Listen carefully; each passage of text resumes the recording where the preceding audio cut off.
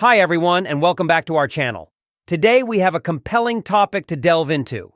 We're going to discuss the recent voice referendum defeat in Australia and Anthony Albanese's reaction to it. In particular, we'll be examining his statement in which he seemingly blamed other people for the defeat and the use of terms like petulant and thin-skinned in the media.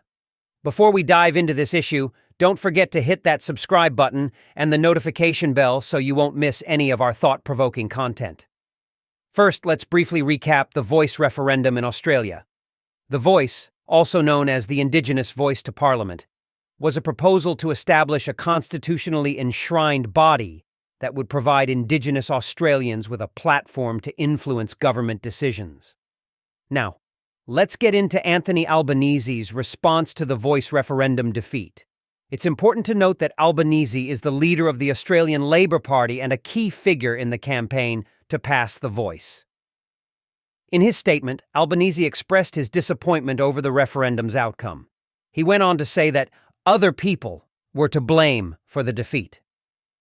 This has sparked quite a bit of controversy and criticism. The media's reaction to Albanese's statement has been particularly noteworthy. The terms petulant and thin-skinned were used in some headlines and commentary pieces. But are these labels justified?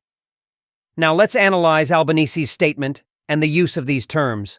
Was his response genuinely petulant and thin-skinned, or is there a more nuanced perspective to consider?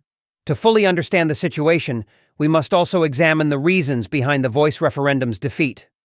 What were the key factors that led to this outcome? What has been the public reaction to Albanese's statement? We'll take a look at social media, surveys, and public opinion to gauge how Australians are responding to the voice referendum and Albanese's comments.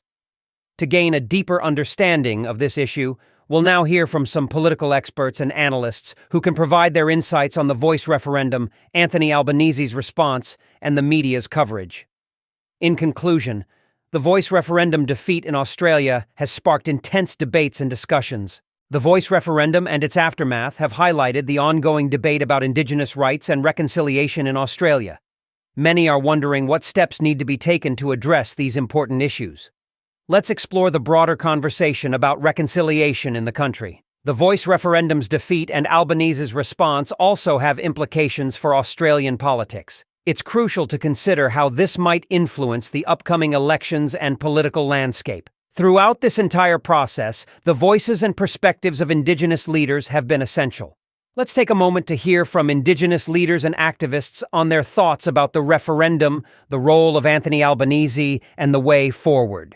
We've covered a lot of ground in this video, and we want to hear from you, our viewers. What are your thoughts on the voice referendum and Anthony Albanese's response?